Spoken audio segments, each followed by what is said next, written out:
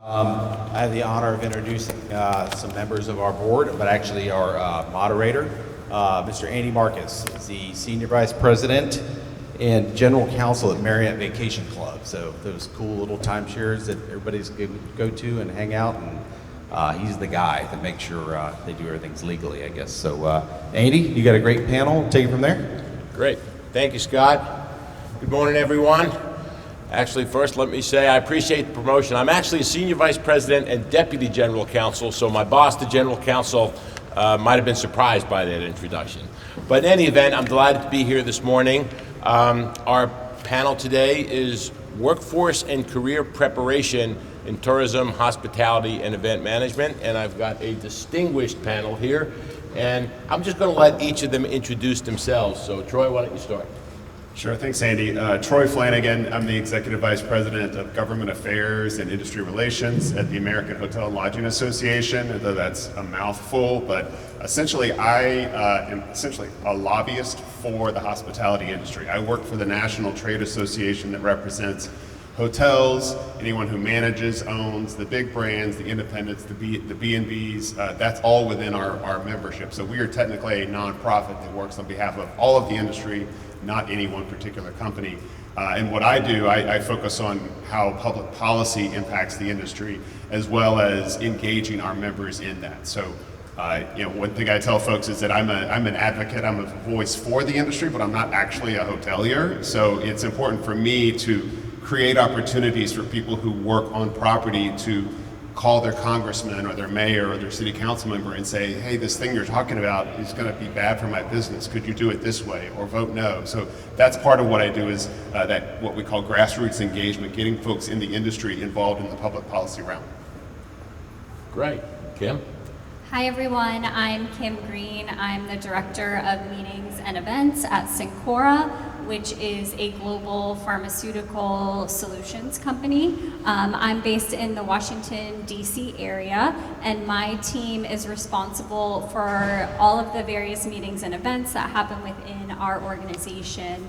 So we do a variety of different things, from internal events like sales meetings, advisory boards, that sort of thing, to external events with our customers, really trying to further the objectives of our organization. Great. Vicki? Good morning, everyone. It's great to be back in Gainesville or Hogtown, depending on where you're from. I am most recently Senior Vice President of Communications for Princess Cruises. Prior to that, stops at Disney, the U.S. Department of Commerce, promoting the amazing country of the United States of America and inviting guests from around the world to visit, as well as the state of Florida, promoting sports, economic development, international trade, and tourism. Great. Sean?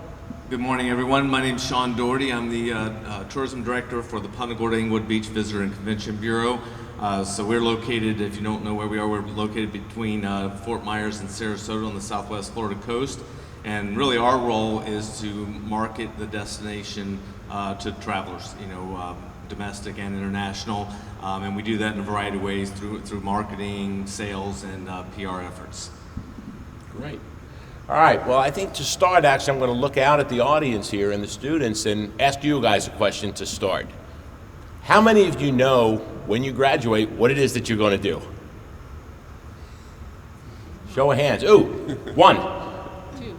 Two. Great. Three. How many have no idea what they're going to do? And of those who have no idea, how many are concerned about that? I understand that. I understand that, and the good news is you're not alone. So first question, I want to look to the panel here and say, how many of you guys are doing now what it is that you envisioned you would be doing when you graduated college? Not me. Actually, I remember one of my first classes. I'm a double major, and one of my first classes in grad school, the professor said, "Everybody take out a piece of paper, write down on it what you expect your end goal job to be," and then he read a bunch of them off, and a lot of people were saying athletic director at a Division I university, general manager of a baseball team. I got my degree in sports management. And but nobody said I want to work for a sports commission. Most people didn't even know what a sports commission was, even though Gainesville had one. They were still relatively new, but that's the path that I ended up taking. I needed to do an internship in grad school, and got the internship at the Gainesville Sports Commission, and said, okay, well, at least this will satisfy the credit that I needed to get, but I don't know what they do. So I learned a lot just through that experience, and that turned into my first job out of school, and then from there went a few different ways and ended up being a tourism director. I would have never guessed that that would be my career path. For me, my focus being in the J School at the time was in the field of engineering. A lot of my internships were over there in Weil Hall. Well, it's no longer Weil Hall, it used to be Weil Hall. And I was certain that I would end up with Pratt Whitney or some other major manufacturer providing public relations and communication support.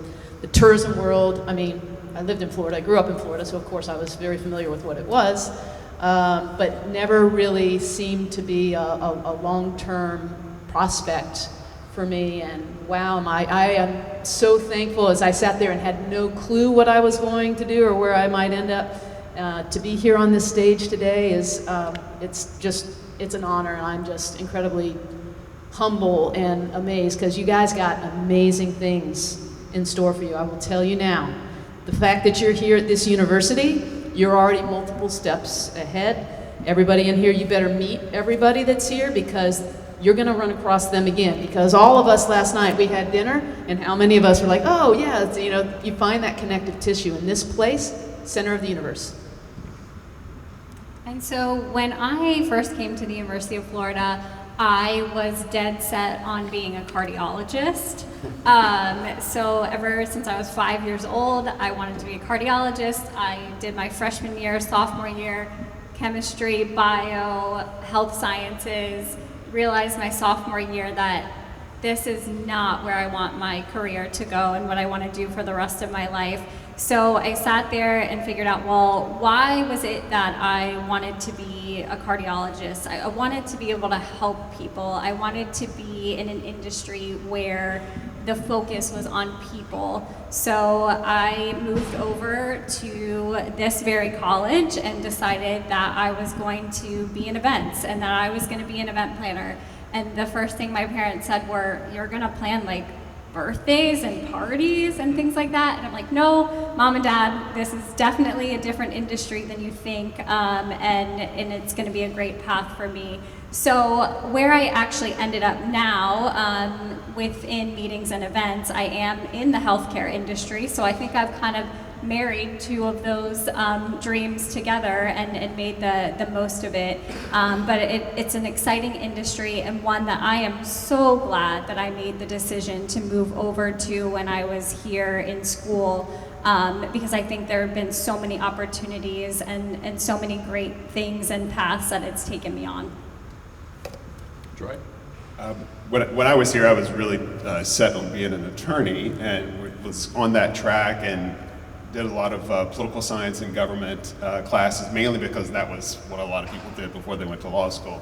And then as I got closer to that decision day about what law school I could go to versus which one I could afford, and made that decision, I realized that that wasn't, the passion wasn't for law, it was for actually policy and politics. And so I did that instead. I took some time off, didn't go immediately into grad school, which I think was one of the best decisions I made. I went out in the real world, worked for the Florida legislature for a while, and learned a lot more about what all is involved in government policy, including the various industries that have to be involved. Because if someone's making decisions and regulating your industry or taxing your industry or your segment of society or where you are as a person, you have to be involved. So everybody has to be involved in that. So after some time, I went back and pursued a graduate degree in business and international relations. I think that the full circle moment was that I grew up in kind of a tourist destination, Amelia Island, so I was familiar with it, and I had a lot of friends who went directly into the hotel industry.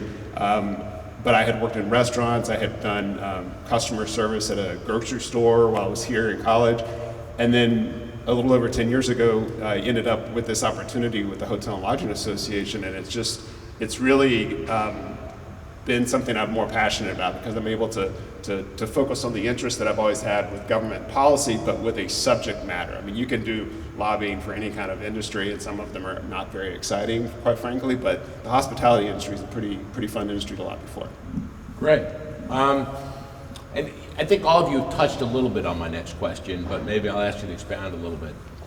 Is there an example that you can give the audience of a decision you made or an experience you had that kind of really changed the path you're on or prepared you for the role that you're in today? Yeah, I'll say for me, the decision was made for me, and I was, like I said, Pratt Whitney. That was my goal. Got turned down. Tried another engineering manufacturer. Got turned down. So then became Desperate Measures, Desperate Times, and I swore I would never work for an advertising or PR agency, and son of a gun, there I was. That happened to have an incredible roster of hospitality clients. So I guess my thing there is never say never. Don't have any nevers. Don't ever have things that you're like, I'm turning off this avenue, and this avenue, because you have no idea how it's going to bring you eventually maybe even full circle to get to where you want to be. Yeah, I would say for me, I kind of touched on where my first job out of college was with the Gainesville Sports Commission, and we were a very, very, very small staff. There were 3 of us, and my boss was very new. He actually got there after I did. I was interning, and then they hired him on, and the person who was my supervisor happened to take a job somewhere else, so he basically called me into his office at my internship and said, "You want a job?" Okay. So being in such a small staff environment, it really lent itself for me to take on a variety of different responsibilities. So I kind of got a lot of on-the-job training, learning all the different aspects of, the different areas of sport management and all, being in that environment. Also, I'm always been a big advocate for internships, and of course, you're required to do some internships, but I always say to even do more than that. One of my favorite internships I did, I was able to intern for the Cincinnati Reds for their spring training when they were in Plant City. And again, same type of situation where I was allowed to do a big variety of different things, whether it was working in the ticket office. First thing that I had to do, they sent me a packet before the team was even there or my boss was even there, and it was a packet and it was basically saying, "Hey, we need you to go out and sell ads for the program." And I'd never done that before, and I had like 30 days to do that because then they had to print programs before the season started.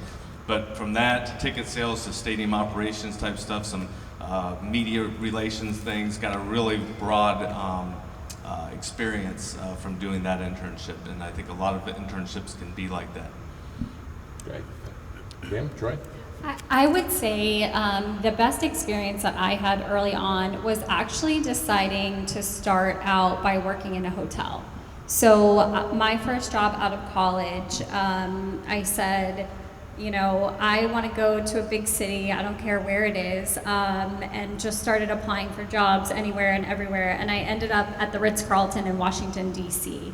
So it was a really great experience because starting out in hotels and starting out with a brand like the Ritz-Carlton really made me focus on the customer experience and the attendee experience and that service to others.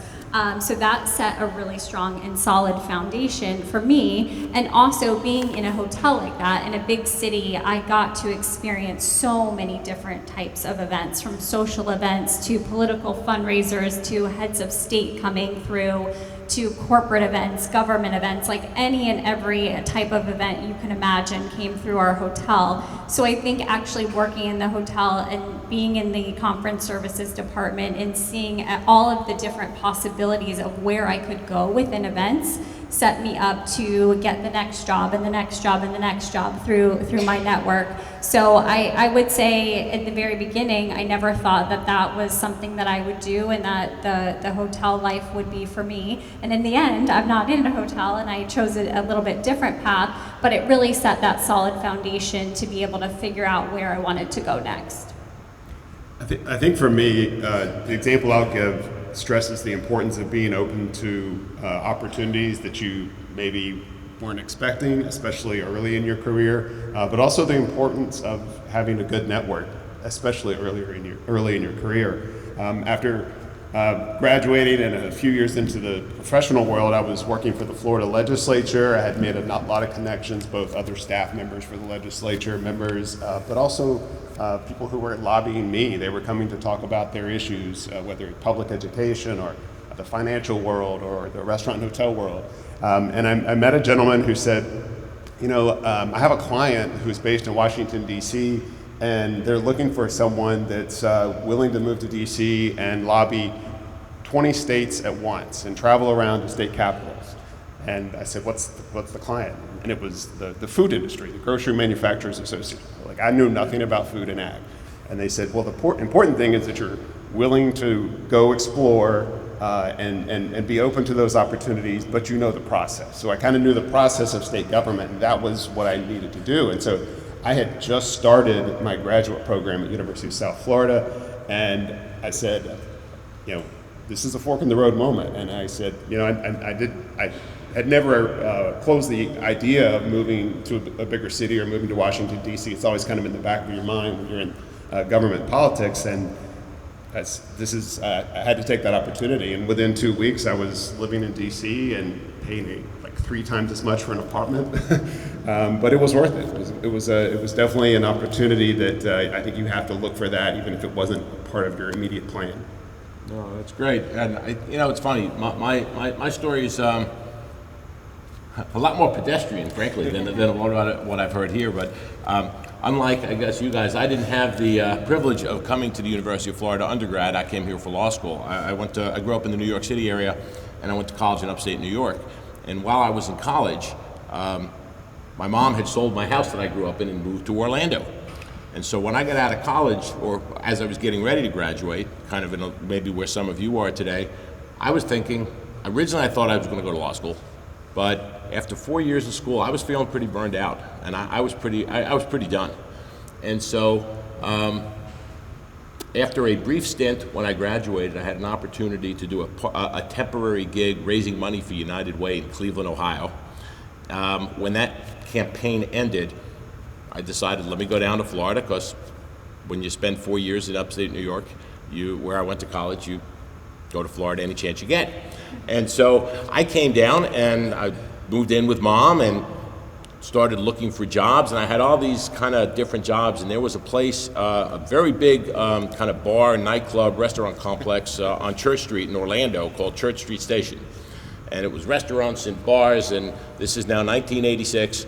And I got a job working as they called him a guest service host, but it was really a doorman, a little tuxedo, checking IDs and tearing tickets on nickel beer night. And I realized that I was, making $3.85 an hour, and my manager may or may not have graduated high school. He probably didn't. And I remember standing there thinking, wow, maybe going back to school is not such a bad idea after all. And so for me, it was really the decision of not so much finding things that I liked and did, but realizing that I was on a path that I didn't want to be on. And that then, prompted me to go back to school. And then there's a series of other, opportunities and decisions and fortuitous circumstances that kind of led me down the path that I've been on. But really the message is that while it's good to have a vision as to what you want to do, sometimes